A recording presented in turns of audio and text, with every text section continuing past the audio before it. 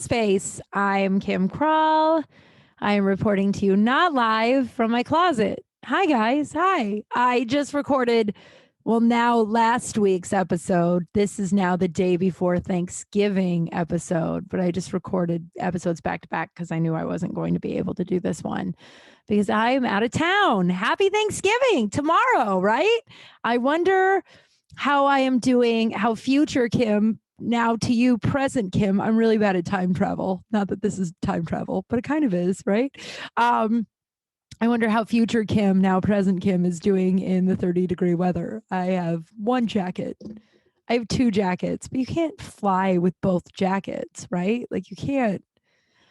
This is how I feel about winter coats. I don't really own, now I own two winter coats, but one I got because it was a big, fluffy, beautiful feather mess.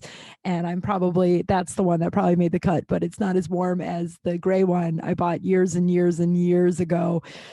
And I've only used it once in 20 years. I haven't bought a jacket since then. This is how I feel about coats. This is what I think about coats are stupid. I know I've lived in a place for a long time now that you don't really need a winter coat, but I grew up in Colorado where, we get snowed in sometimes. So it's cold in Colorado. It's a mess in Colorado when it's cold. At least to me, I don't like that weather.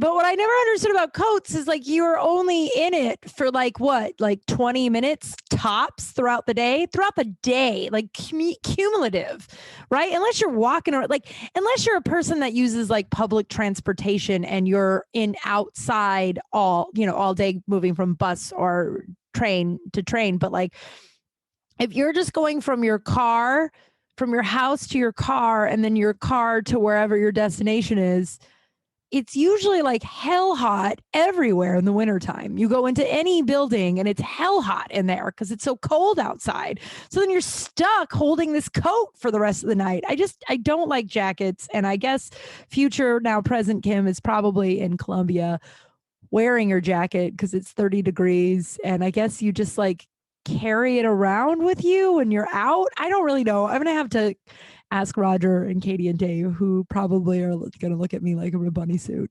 So I will be in Colombia for Thanksgiving. So I thought I'd pre-record and release it then on Thanksgiving. I don't know. Thanksgiving has always been sort of a fun holiday for me. I love that holiday. It was one. So I grew up I have family that is dealing with, where are we going to have Thanksgiving this year. I'm going to say the word Thanksgiving a lot. So get out your bottle of nog and do a shot every time I say Thanksgiving. Or I just found out eggnog has booze in it like 5 years ago. It's like, what? My parents I mean, my dad and my aunt and my uncle, they used to make their own Baileys every year at the holidays. And it was like a big deal. Like they were like really proud of it. And it was like not a joking matter. Like the older I got and the more I tried to make fun of my dad for it, the like madder he'd be about it. Like it was like a sacred, don't make fun of our Baileys making time. I have no idea what was in it. Now I kind of regret not asking more questions because it'd be kind of cool to have a Baileys recipe that my dad and my aunt and uncle used to make. But I guess the internet exists now, so I could probably just Google it. But yeah, they would like save liquor bottles throughout the year. I don't know. I would just come downstairs and they would like peel the labels off. So they would be like empty, different shaped bottles. And then I would be like, oh, is it Bailey's time? He's like, don't knock the Baileys. He was really upset about it. I don't know. My dad was weirdly sensitive about certain things. I have no idea why. I'm videotaping this last week's episode, the one I recorded an hour ago. I accidentally shut down my computer without the recording downloading. So it's just going to be my mug flipping you off throughout the whole video. So hopefully this video I'll be able to get up. But yeah, I never my mom is, as I've told you guys a million times, my mom's family is Jehovah's Witness. And so I never had to deal with like the divorced parents thing. Like it was just like, oh, like a lot of people I know who are divorced or they had divorced parents, they had to have they alternated holidays, or people I know now who are married, they alternate between the in-laws on who gets to hang out on Christmas and Thanksgiving. It's like, well, this year we hung out with your parents on Thanksgiving, so we'll do Christmas. And then next year my parents get Thanksgiving, your parents get Christmas, if that makes sense. I'll draw you a picture if you need me to. But I never had to deal with it because like my one side of the family didn't celebrate. So it was just like, and my mom would go in and out of celebrating Christmas, which is why I'm probably so anxious on Christmas. Cause it was like, sometimes that lady would really go all out and other times we would just pretend Christmas didn't exist. And, which my grandparents, my dad's side of the family grandparents, Creighton and Dorothy, if you bought my book, buy my book, were the people I dedicated my book to. What they used to do growing up, because I knew I like all my cousins had, like a whole other side of the family that they did Christmas and whatnot with, and I didn't. My grandparents, I found out when I was older that they used to sneak over to our house in the middle of the night and leave extra presents from Santa for me because they were like, oh, I didn't have another set of grandparents, which is so like boo-hoo. But when you're a kid and all your cousins are getting, a trillion things and you're just like, oh, I mean, I was always a really grateful kid. I had quite a bit going on. So anything not fucked up, I was pretty thankful for, but my grandparents did that. And it was just, dude, when I tell you about my childhood and you guys are like, how do you not have a needle in your arm, just like homeless and fucked up, right? Like, why am I not more fucked up? My grandparents, man, those two people loved me. And hi baby, my booty bear. You guys, my cat is, I'm in love with my cat, and not like in a creepy way, like obviously, but just like I want to just hold him and stare into his eyes for 2 to 3 hours every day. And sometimes he allows me to do it for 2 to 4 minutes every day. And it's just, I love that animal. But so I never had to deal with and then like Thanksgiving I don't remember there ever being a big deal on Thanksgiving. Like it was just like, oh, I spent it with my dad and his family. Like it was never like his family because I don't even know if I'm explaining it right. It just never, and thankfully, because my family currently, the Krals in Denver, are going through a thing where one of my cousin's in-laws wants to spend time, wants to my cousin and his wife want to just have one big Thanksgiving with her in-laws and my family. And I guess not everybody likes that. So it's caused a big to-do in the Kral house, which I am so grateful. I am in Colombia right now, living it up with my chosen family, not dealing with that that drama. And what's interesting is that like over the years of not, I didn't go home a lot when I moved to LA, especially the years I'd cut my father out of my life. I had, 5 years where I didn't have any family to go home to. And so I had a lot of friends take me in to their family gatherings. And I realized, that's when I realized like most families are pretty fucked up, dude. I think most people should be in a 12-step or therapy. I think most people are adult children of alcoholics or dysfunction. I think the world would be a little bit of a better place if everybody got help and looked at their shit and analyzed their shit and like stopped this, generational trauma and drama and dysfunction. So I don't think it's just my family because like I spent a lot of years at other Christmas houses. I had one friend that I used to go to her house for a couple Christmases in a row, and everybody hated the mom. The dad would sometimes like black out and just take walks and get lost in Canoga Park. So we had to like run out. These people are no longer in my life, but we had to like run out and like find the elderly dad who like got too fucked up and would like wander into the woods. And then there was like the AA sober uncle who was just disgusted by the whole thing, but he was like super cool. And then there was like the non-sober uncle who was like blackout making, making racist jokes while everyone was super uncomfortable and like someone cried. And I was just like, oh, so like every family is like super fucked up. Cool. Good to know. All right. So like so and so I'm glad I'm in my chosen family in Colombia right now. And it's so funny. My cousin a couple of weeks ago was going away she does her Friendsgiving like a week before Thanksgiving. And she was like, have you ever heard of Friendsgiving? And I was like, yeah, girl, I've been doing Friendsgiving for 20 years. This is my favorite holiday because like I've never gone home for Thanksgiving since moving away. And it's fabulous. I remember the first one. This is so funny. I'm going to talk mostly about the holidays and Thanksgiving. And then I'm also going to give you some, I don't know if you are around dysfunctional people. I'm going to give you some of my tips. I did a retreat this last weekend. I don't know how long this episode's going to be just because I've been in this closet for like 2.5 hours and my butt's numb. Like it's literally numb. I don't think it's happened before, obviously, but not the way it is right now. It was like tingle, whatever, it doesn't matter.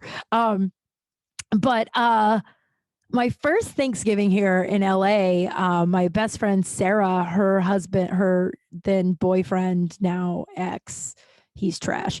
But we didn't know it then. We were 21. She was in Minnesota, but he was like, I'm going to cook a turkey. Do you and your friend want to come over? And my friend Jenny, who I've talked about a ton, who I went to college with, she flew out to LA for the first time.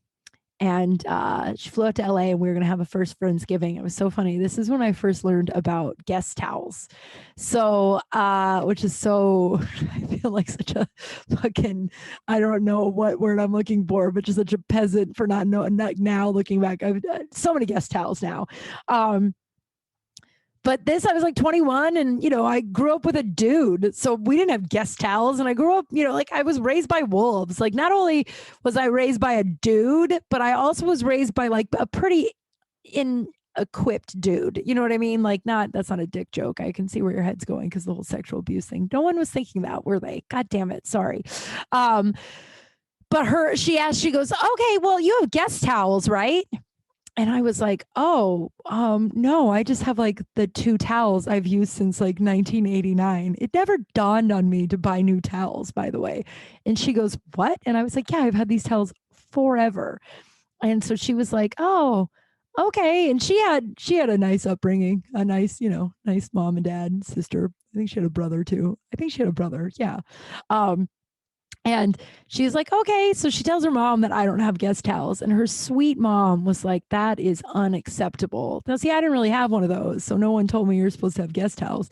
And she's like, that's completely unacceptable. That poor girl. So she bought me guest towels and flew Jenny out with the guest towels. And Jenny was like, these are from my mom. She said I could use them for the week. And then these are just your guest towels.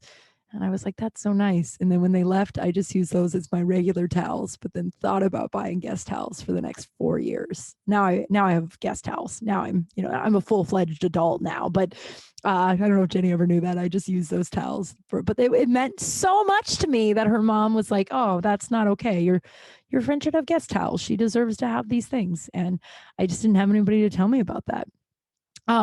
So we, like any respectable 21-year-olds, we had our Friendsgiving. I had my potato masher that I was really happy about. Remember the potato masher. That fucking potato masher. I'm so sad about it. I had that. And so we made our mashed potatoes, but like any good 21-year-olds, I had my beer bong. That I don't have anymore. I don't know when and what point in my life I was like, it is time to let this go. But I had kept it way longer than I should have. And I remember I was telling Brandon about how good I was at beer bonging, which I really was. But it was like this big to do, this big like build up. And so we're sitting around in his kitchen. And I'm going to do the beer bong for the first time for Brandon. It's going to be like, I'm going to do this beer bong and I'm the best at beer bonging, have been since college. And then I choked on my spit and threw up all over the floor. And it was so embarrassing. Hilarious though, just so funny. That guy was trash, so who cares now, right? But so funny. And then Jenny and I did this weird caterpillar thing that I learned how to do when I was a cheerleader, when it was part of one of our choreographed dances. And then I think Everett, where you do like a somersault off of each other. I don't know. I'll draw you a picture of that too. Now I have 2 pictures I'm supposed to draw you. And then the next Thanksgiving, I spent it with was it? Yeah, it was with these group of dudes. I can't remember which one of the 3. It was a group of like 5 dudes that lived together. And 3 of the dudes in the house, I had relations. Oh, I don't know if I ever told you guys this story. This is a fun sidebar. So I'm going to use names because they're all, I mean, I think I'm friends with all of them on Facebook still, but they were so not good guys 20 years ago. They all have like wives and kids. One of them, we actually had a date like 2 years, maybe no, whatever year we went to the Super Bowl, but we didn't win and it was really bad. The one to the Seahawks, 2014. So, God, that wasn't 2 years ago. Jesus Christ. So, that long ago, that guy and I had a date, I believe. Don't quote me on that. It was like 5 years ago, whatever. But so this group of dudes, so I worked with this guy, Ben, in this telemarketing office, and he lived with like 4 other guys. And I first started to date Brendan. Yeah, I dated Brendan. And by dated, I mean, we just like, I think we like hung out 3 times and like made out a little bit. Like nothing like, I mean, according to Brendan, I think it was like some epic love because he really flipped out. So one night they were having a party and their new roommate, Sean, moved in. Sean. Oh man, guys, Sean is someone that like, so he's the guy I had a date with a couple of years ago. So Sean and I just got along right away. I was super attracted to Sean. He was really funny. He was just like, he was just sarcastic and we just really got along. We were really attracted to each other. But I was seeing Brendan, who he like went to high school with or some shit. I can't remember, but they knew each other from forever. And so you could tell right away that Sean and I had this attraction. But I was there with Brendan. God, these guys hated me so much. I was never allowed in this house again. That's how I lost the fucking potato masher. So not yet though. I didn't lose the potato masher yet. We'll get to it. But so this was like a 4th of July party or some shit that I'm there as like Brendan's girl or something. I don't know. And so I'm wandering around at one point. I'm trying to find something. I can't remember what it was, but I wander into Sean's room. You know, in hindsight, now that I'm saying it out loud, I don't know if it was on accident, but at the time I said it was. And I walked in and Sean was in there. And I was like, oh, hi, I didn't know you'd be in here. And he's like, oh, hi. And like, we were just so attracted to each other that it was just like, oh man. So I'm going to go. And, you know, he like kissed me and I was just like, oh, I'm kind of here with Brendan. And he's like, yeah. And I'm like, but I don't really like him. I really like you. And I don't know why. Like, we just had this like weird connection. And he was like, yeah. And I was like, maybe I'll go. I don't know. I was like 22, man. So I don't fucking know where my brain was at. But I was like, I'll just go end it with Brendan. And he was like, he's like, oh no, I should go end it with Brendan for you because he and I are buddies. And again, this is like, this is 15 years ago, longer ago. So the if any of you guys are listening, which it'd be wild if you were, there are 3 sides to every story, right? So my side, your side, the truth. This may be in the next book. So Sean's like, all right, I'm going to go talk to Brendan and just tell him how we feel about each other. And I'm going to go talk to him and then it'll all, you know, I'll come back here and we'll be together. And I was like, okay, all that sounds totally reasonable. This sounds like it'll work out completely. And I really believed it would. So he's gone for a while. And I finally am just like, all right, well, I'm going to go get something to eat. So I walk out of the bedroom and Brendan comes rolling out and that makes it sound like he's in a wheelchair and I'm a dick. He's not. He was on his like desk chair that he didn't feel like he should get up, but he rolled out of his room on his desk chair and rolled down the hallway screaming, you stupid bitch, you bitch. And I was like, oh no. So I go into the bathroom and shut the door. I don't know why I didn't turn back around and go into Sean's room, but I ran across the hallway, went in the bathroom, shut the door. He's pounding on the door, calling me a bunch of names. And I was just like, oh, this is not good. It's like, I got to get out of here. And then I hear Sean stop him. And then they talk for a while. And he's like, whatever, man. And then he goes in his bedroom. He slams the door and Sean knocks on the door. He's like, everything's fine now. He's not totally happy, but he understands how we feel. And I'm like, okay. Again, I don't know. Like if it was me, Kim, now I'd never be in this position. So I have no idea what I would do now. But like, I was just like, all this sounds reasonable. So we go into Sean's room and we take our clothes off and we start to fool around. And this is the first guy I ever tried to tell him what I like. You know what like they always tell us what you like sexually, you know, like, and like guide us to help you. And I tried and he like kind of flipped out. Again, he was like a 22-year-old kid too. And he was like, what? You don't fucking like that? Blah, blah, blah. And then we just like, I was like, you know what? Never mind. Let's not do this. I'd only had sex with one person at this point. And so it was just like, oh, I don't think should be, is this just how I have sex now? Just with like random dudes. So I was like, let's not do this. So we just like laid awake all night and talked. And he had this dog, this black lab that I loved so much. I check social media consistently to see if this dog has passed away. More on that later, but I love this dog so fucking much. His name was Bo Jackson, and he was just the sweetest dog ever. And so we talked all night, and it was just like, oh, I assumed we liked each other, right? I assumed that after all of that, we were going to date or something. I don't know. I still, at current Kim has no idea how to date people. I have no idea how people do this. No idea. I'm like, I've only met unhealthy men. So now I'm like clean slating me and myself. Like I said last week, which was only an hour ago, I blocked a bunch of dudes that I'm just like fucking clean slating it. Well, just like, I just want a nice guy. I have a list of what I want. I don't need to get into it right now, but I have no idea how to date. But even at 22, at 22, I for sure had no idea how to date. And I was just like, okay, well, and meanwhile, I'm still friends with Ben, who I work with, right? And we're like pals. And oh man, we're like pals. And so he was on my first amends list. So don't, when I did the 12 steps in Al-Anon like 15 years ago.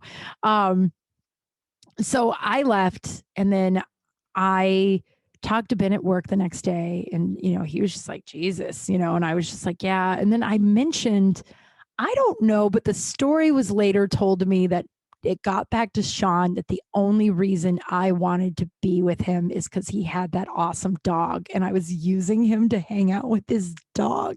And I was like, what? And I think Ben told him that, because Ben and I later dated, obviously. And so after that time, Sean hated me. So I'd come over there, and he would just like, he would be like, Kim's a bitch. And Brendan hated me, and Sean hated me. And then it was 6 dudes. The other 3 dudes that were, Luke, Will, I don't know. I couldn't pick them out of a lineup now. I probably could. I think I'm friends with all of them on Facebook. What a wild, social media is fucking weird, right? Like in the world before social media, I would have never known in a trillion years what any of these people were up to ever again. Right? Ever again. And they would have no idea what I was up to unless they ran across this podcast. But like, so funny. So Ben and I become really good friends, and Ben likes me. Ben wrote me a lot of poems. They're in my boyfriend boxes. I have a boyfriend box in my closet that I think I'm sitting on. No, I think it's in there. I don't know. It's somewhere. I have a boyfriend box. And but he wrote me a lot of poems, and he basically told me one night we were hanging out, and he liked me, and he told me he liked me, and he said that he couldn't be my friend anymore if we didn't date. And I didn't want to date Ben. I just didn't see him that way. But I didn't want to lose my friend. So instead of just saying no, like people pleaser are us, you know what I mean? Like just fucking people pleasing. I was like, I guess I could just date this guy and not lose my friend. And which wasn't fair to anybody, especially Ben. Like Ben, I never slept with Ben. I think we kissed like 3 times. I just didn't see him that way. And so one Christmas, so that Thanksgiving, we have Thanksgiving at Ben's with all those guys who hate me or are like, why is this girl still around? And Ben used to say that too. He's like, you're the only person I know that would blow through a house of dudes and then just hang out and not give a fuck. And I guess I didn't. I think Brendan, that wasn't cool of me, but we didn't have some epic love. We like made out a couple of times. It wasn't cool, but it wasn't like the end of the world, whatever. And then Sean was really hurt because I guess he heard the dog rumor, which I don't know if I truly have no idea. I might have said it just to be like, I didn't really even like him that much. I just did it for the dog, just to like deflect so I wouldn't get hurt. I have no idea. And I do not care. But that Thanksgiving, I brought over my beautiful potato masher. I used to sell knives. I sold Cutco knives. I don't know if I've ever told you guys about that. If I have, and if you don't know this story, email me, kimcrawlspace@gmail.com, and tell me if you've heard this story. And then I'll talk about Cutco. Wild. So I used to sell Cutco knives, and I had this beautiful potato masher that I like won in a contest for selling like X amount of knives. Oh my God, I love this thing. So pretty. And then I left it at Ben, Brendan, and Sean's, right? So then that Christmas, Ben's my boyfriend. Ben's my boyfriend. We've never had sex. We've barely kissed and we've never slept in the same bed. I have no idea why he put up with it. But I was just not, I just didn't see him that way. And I didn't know how, I mean, like, it's funny now, but it's also like, I didn't have the tools to like, I didn't have the tools to say, I don't want to do your friend. And if, oh, for fuck's sake. How does this happen? Oh, it's so annoying. I didn't have the tools to say,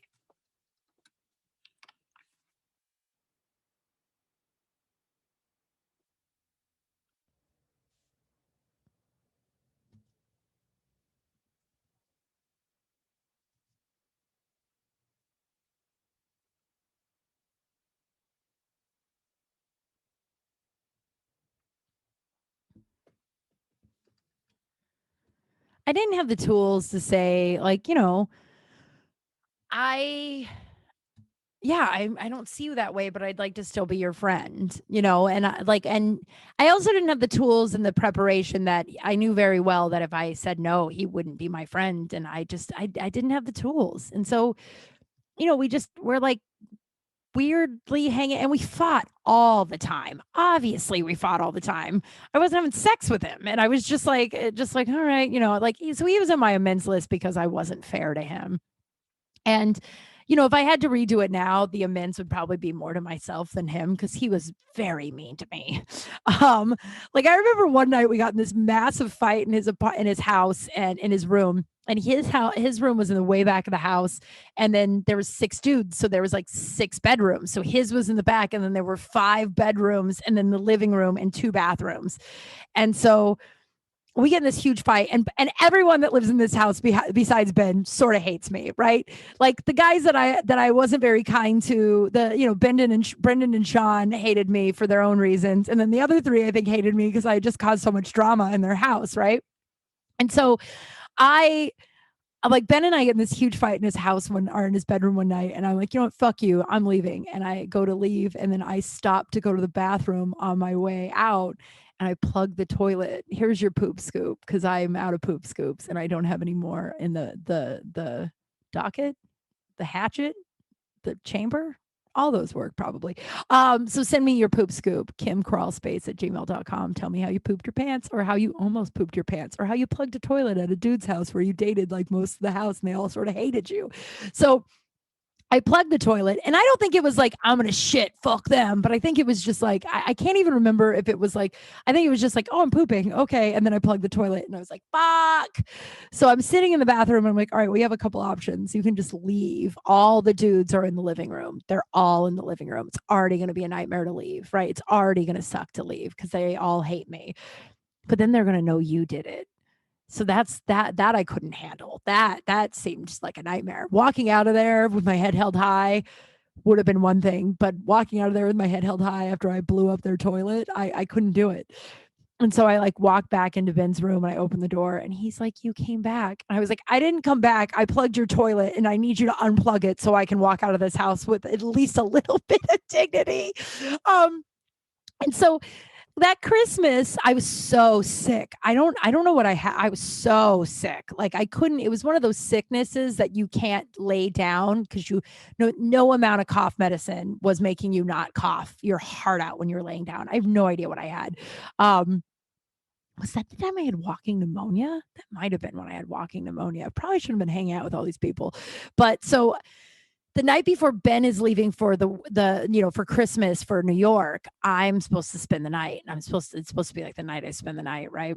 I'm so sick. And we get each other presents. Now, I draw a lot now. I don't really talk about it much, but I draw and I paint and stuff. So and I drew this picture that he loved. So I had it framed and then I got him like a remote control helicopter. Oh, I should also mention what's important for the story is Ben is really short and he was one of the reasons why I now don't date short men because the stereotype was all so true. Like he was just so mad all the time about it. So it's important for the story that he was really short. He was like probably like I don't know 5'5", 5'6", 5'8". I'm 5'11", so everybody under 5'9" is 5'2" to me. But he was like 4 or 5 inches shorter than me. He wasn't just like a little bit shorter. He was like a lot of bit shorter. It's important for the story. So I got him. And he had a big complex about it, right? So I got him a remote control helicopter, which I have pulled a lot of men over the years. And every single man was like, oh my God, that is such a cool gift. What a cool gift. I would have loved that. So I got the remote control helicopter and then I framed something I'd drawn for him, right? So I brought those over, and the only 3 people that were in the house that night, everybody had already left for Christmas, was me, Sean, and Ben. Sean. And Sean and I, though, still hated each other, but we didn't, but we hated each other, right? Obviously we had the tension that we had immediate attraction when we saw each other. So like Sean and I, we figured out a way to like be tolerant of each other, right? Because I was dating Ben. And so I'm laying in Ben's bed, and Ben's trying to have sex with me, which, now, and, like, you can't really blame the poor kid. We dated like 3 or 4 months, and I think we made out once, but we like barely kissed. We barely held hands. He wrote me a bunch of poems. Very, good poet. And but I couldn't lay down. Like I couldn't. So I was just like, I'm going to go lay on the couch. I also lived like 4 blocks away. So I have no idea why I didn't just go home. I was driving him to the airport in the morning. And so I think it was just like, oh, it's easier for me to just be here and I'll drive you to the airport. And so I was like, I'm going to sit on the couch and try and sleep on the couch, because that was really the only way I was sleeping at home, was just sitting up and like sleeping sitting up, because I just couldn't stop coughing. And so I got up so he was in his bedroom, and the kitchen was in between his bedroom and the living room, and I, with the long hallway of bedrooms, and I walk into the kitchen and Sean's in there. And he's like, oh, hey. And I'm like, hey. And he's like, and I'll never forget this conversation. I liked him so much 20 years ago. And I'll tell you about the date. It was one of the best dates I've ever been on. And, but he's standing there and he's like, oh, hey. And I'm like, hey, I'm just getting some water. And he's like, what are you doing for New Year's? I'm like, oh, I don't know yet. I'll be back in LA. And he's like, I'm going to be in Vegas. You should come to Vegas with me. I have like a room. You and I could just like go out on the town. And I was like, yeah, we should do that. And then we both paused and we knew, oh, we can't do that, because I'm dating your friend again, and we're not going to go through that whole thing again. So we just went, oh yeah, it's probably not a good idea. Little did I know, Ben was listening outside the kitchen. It's so fucked up. Such a fucking TV drama. Ben was listening outside the kitchen. And so and it was just like, all right, well, have a happy new year. You too. Merry Christmas. And we like hugged, and it was like a long hug because we liked each other. And so then I went back to the couch and I fell asleep on the couch. Now, Ben's an asshole on this. I fell asleep on the couch because I hadn't slept in days because my cough was so bad. But he obviously, he overheard all that stuff. I don't know. I think everyone's an asshole and no one's an asshole in this story. I might be the biggest asshole in this story because I did just sort of blow through these dudes. I'm forgiving myself.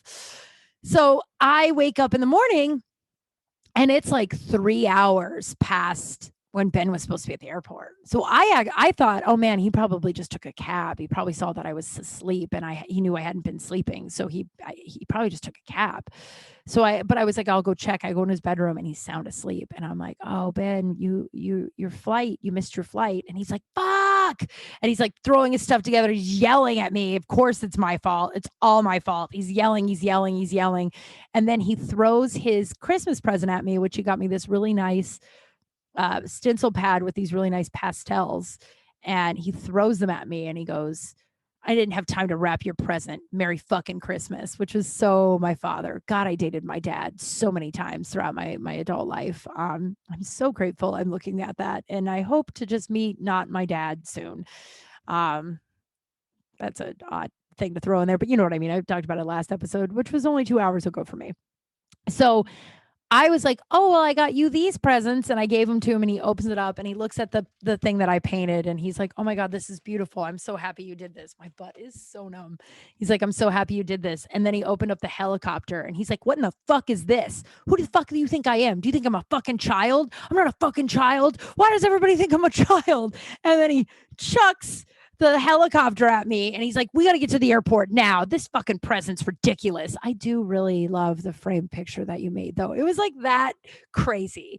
But that was the craziness I put up with back then. I mean, if you read my book, you know that my self-esteem had self-esteem issues. And I didn't think I deserved any better. In fact, but I did do something that was really, really gutsy, right? So I drive him to the airport and he's yelling the whole way. And then he apologizes. And I was like, what are you apologizing for exactly? And he's like, for being such a dick this morning. I know it's not your fault that I missed my flight. And I was like, oh, you're not apologizing for throwing my Christmas present at me? And he goes, no, fuck your Christmas present. That was a terrible present. I don't know why you think I'm a fucking child. Like so many fucks. And I was just like, oh my God. So I dropped him off at the airport. And then, and another roommate was still there, but he wasn't spending the night that night, but he was home, right? So I knew he was going to be home. And so I just drove right over back to Ben's house and was like, hey, Luke, I forgot something in Ben's room. And he's like, cool, go on back there. And I took the helicopter thing back. It was super expensive. And I was like, if he's going to be a dick, I'm going to get my money back. It's Christmas time. So I took it back, got my money back. And then he called me on Christmas, Merry Christmas to, I guess, your girlfriend. I don't know. He's like, Merry Christmas. And he's like, so how did you get anything? What'd you get? And I'm telling him what I got for Christmas. And he's like, did anybody react the way I reacted when you gave me my present? And I was like, no, I don't think in the history of the world anybody has reacted the way you reacted when you opened up the present I got you. And he goes, I know, I really thought about it and I'm really sorry. And I can't wait to get back to LA and fly that helicopter around with you. I bet it'll be so much fun. And I was like, oh, dude, I went back and I took it back. And he's like, what? And I was like, yeah, I went back to your house. I got it. And then I went back to the store and I got my money back. And he goes, you fucking crazy bitch. Like, he's so mad. And I was like, I mean, it was just such an abusive, it wasn't abusive. We were just two fucked up kids that, I mean, I'm sure obviously he had his own issues. I wish him well, whatever. But so then we broke up. And, we broke up when I came back. He screamed, being in a relationship with you is terrible. And then we broke up. And that was one of the first times I learned from a friend. I can't remember which friend, but I was like so sad. And she was like, why are you acting sad? You haven't wanted to date this guy the whole time you've dated him. You've wanted this. And now you're acting like a victim because you want everyone to be sad with you. And I was like, or you're like trying to hurt your own feelings. And I was like, oh my God, I really am. You're right. I hated that guy. And so that was a big lesson that I got to learn, and I've relearned it a few times. But then they had my potato masher. And then none of those guys, all of them, Facebook was barely a thing. So we weren't friends on Facebook. And there was no way to get that potato masher back. And then there was a hurricane, or there was something big that happened. This is like so long ago. So I can't remember which natural disaster in our country had happened, but it like had left a lot of people. It was like a Katrina situation, but a little bit longer ago than that. And so my buddy Larry, who was a comedian at the time, and I wasn't a comedian yet, he was like, let's throw a fundraiser. Let's throw a fundraiser to raise money for you to get a new potato masher, because it was like a $50 potato masher. And it was like, and he wanted to just have a funny excuse to have a comedy show, right? So he's like, we'll just do like donations for your potato masher. And so, oh God, if I can find these pictures, I'll post them. I'll post them for the photo today on Instagram. I bet I'll be able to find them, because I did a bunch of promo photos of me holding potatoes, crying with mascara running down. It was one of the funniest things I've ever done to date. But then so we were going to do that. And of course, like whatever, the tickets were like $5. And it was like, okay, once you get the potato masher, we'll get the potato masher and then we'll donate to something else. And then this natural disaster happened, which I don't remember what it is now, but we ended up raising quite a bit of money. And then it was like, we're not going to get a potato masher. I should buy myself a potato masher now. I haven't thought about that thing in a long time. But we were like, we're going to give it to the then Katrina. I can't remember what, I feel so bad for not knowing now, but we're going to give it to those victims. So we had a comedy show before I was a comic. I didn't do the comedy show. I just took pictures of me crying with a bunch of potatoes. I'm going to put that on my Instagram. I hope I have it still. It's so fucking funny. But yeah, that was a Thanksgiving. So then I'll tell you Sean. You want to know how Sean ended up? So over the years, I'd become friends with them on Instagram and whatnot. And the guy I lost my virginity to had he did a documentary in Europe, and these guys had a production company. Sean is a producer, I think, for like Fox Sports now or some shit, or he was. I don't know but he's like a producer on some network. And so they had a production company, and they toured around Europe with the guy I lost my virginity to. Um, uh, filming him or whatever, doing this documentary. I don't know if it ever came to fruition or whatever. I never looked it up. But the guy I lost my virginity to, he came back and he was like, hey, don't ever talk to those people again. And I was like, why? He goes, they say horrible things about you. And, it goes back to like what I was talking about last week, 2 hours ago for me. It's just like, I'm in a chosen career. And I know that had nothing to do with my career then, but I had this chosen career, or I have this chosen career where I will have a lot of ridicule. I only have people in my corner that will only be positive. Like cuz like he came back and he was like, they had nothing but horrible things. Just do me a favor and never speak to them again.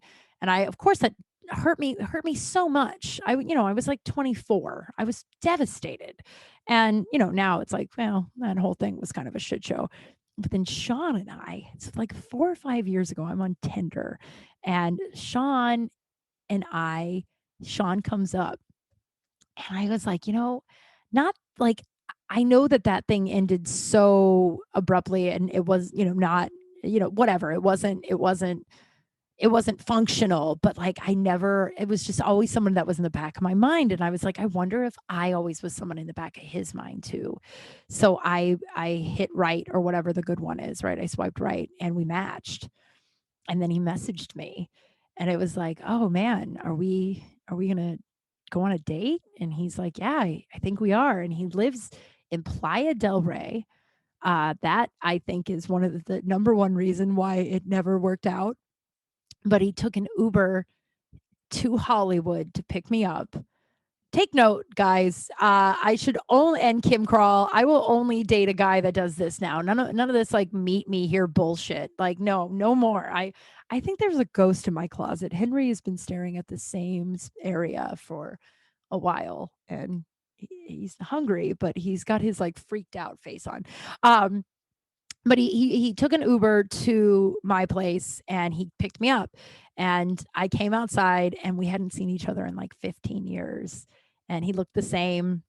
I definitely didn't look the same. I'd lost my teeth, gotten new teeth. I was not a blonde anymore.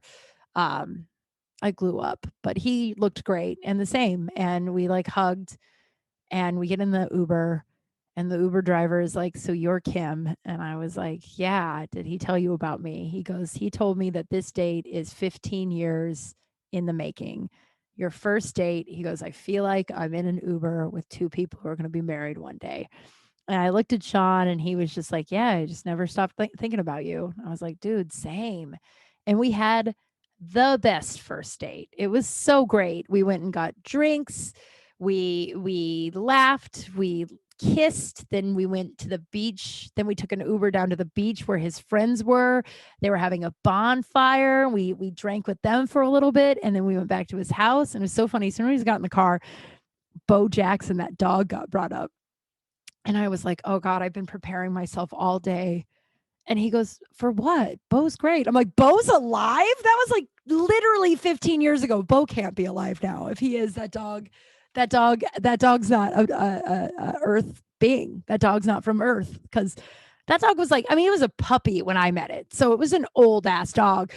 But then we like, and then we went to his house, and Bo and I like laid on the ground, and he was like, I feel like he remembers you. That dog and I were best friends. I love that fucking dog.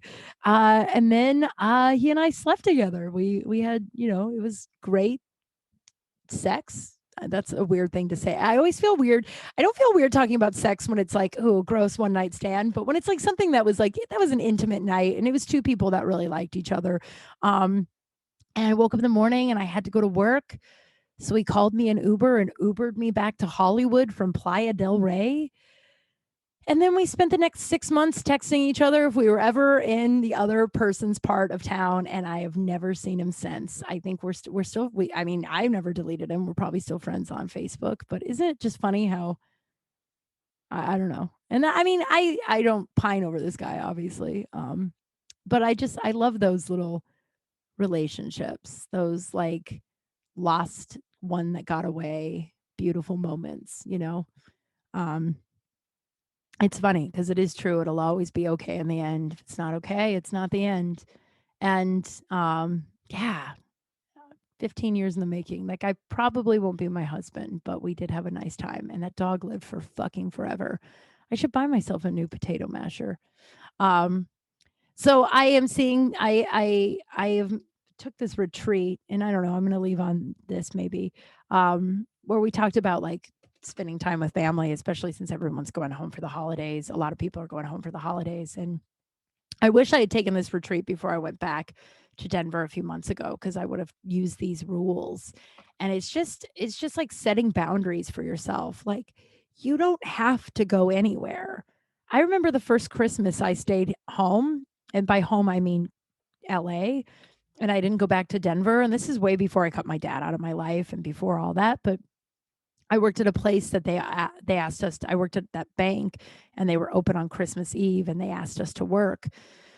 And like it wasn't required, but it was like, we'd like you to work if you can. And oh, my thing's gonna we'd like you to work if you can. And I was like, oh my god, if I work, then I don't have to go back to Denver, and I don't have to deal with my father and all that creepy ass bullshit that comes with it.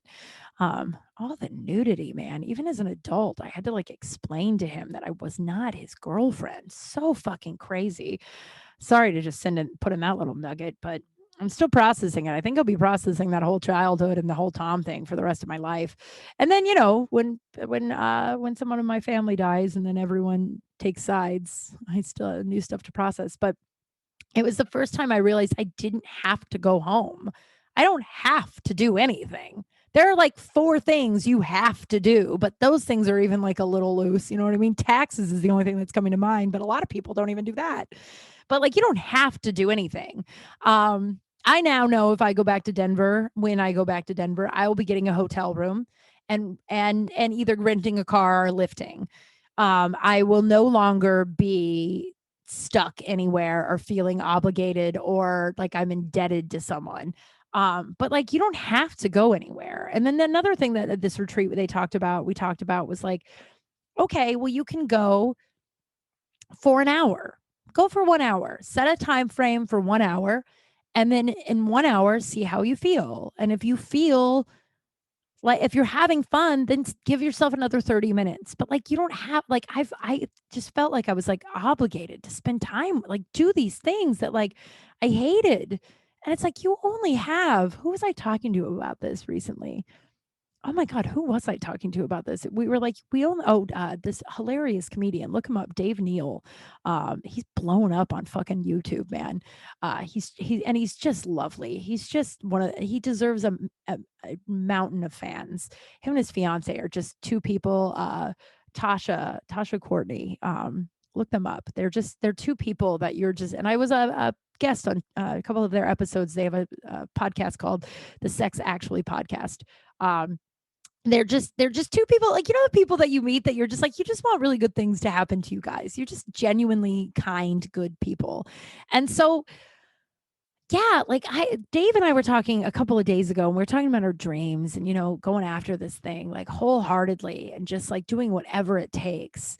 And there's only we only have a certain amount of Saturdays left in our lives. We only have a certain amount of Thanksgivings left in our lives. Just don't do shit you don't want to do. And I know family is weird because then they're mad at you, but it's just like, believe me, I didn't go home that one Christmas and it changed my whole motherfucking life. That was a fun Christmas. My friend Rain, do you remember this Christmas? She listens.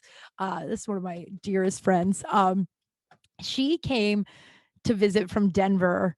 I don't know if she was living in California yet or if she was visiting. I can't remember, but I was living with my buddy Ollie, and I was raised by wolves, as I've mentioned several times. So I I didn't know, and please don't at me. I now know, but I didn't know. I didn't know that you couldn't put liquid soap in the dishwasher. I just thought it was all soap. I was like, whatever. So Christmas Eve, no one's home. I do the dishes. I put liquid soap in the dishwasher. I shut it. And for all of you, everyone, I was told literally everyone but me knows this. But it flooded our kitchen, right? Like I came out from doing my makeup and our kitchen was just covered in soaps and whatever. So I cleaned it up and no one was home. And I was just like, oh, that's weird. I didn't even put two and two together. I was just like, that is crazy that happened. So I cleaned it all up. And it's important for the story that my dad has told me I've ruined Christmas every Christmas that he was alive and I was an adult. And that he was in my life. Every Christmas I ruined Christmas. And most of the time it was because I wouldn't stay with him in his 1-bedroom apartment. With him. Yes. He told me I ruined Christmas. Jesus Christ. But it's important. And all of my friends know that it's kind of a joke that I ruined Christmas, right? And so Ali knows it, everyone knows it. And it's like a joke. Now people are like, oh, you ruined Christmas, because my dad used to always tell me how I ruined Christmas. You can't ruin anyway. So Christmas morning, we wake up. I make everyone breakfast. Ali is with this woman named Mara at the time, and Rain is there. So the four of us have Christmas breakfast, and then we're gonna then we open presents. I think I think my dad got me a nice ass computer that year. I can't remember if that's the year it happened, but I and then I go in the back, like I make breakfast. So Ali is going to do dishes and I go in the back and I start to do my makeup, and Rain's back there. I think Rain's back there with me. And all of a sudden I hear, what the fuck? Holy shit. No. And I come running out and the kitchen is flooded again. And he's like, what the fuck did you do? And he said, did you use that liquid soap? And I was like, I did, but I cleaned it up last night. And he's like, you got to fix it. And so he and I are yelling over the ever flooding dishwashers. Soap is flying everywhere. Mara and Rain go into action. Mara is like scooping up the water and dumping it in the sink. And Rain is calling her sister, I believe, to find out what are we supposed to do in this instant. Just in case she found out, her sister told us, put salt in there, it kills the suds. Maybe everyone else knows that, but it killed the suds immediately. It was a godsend.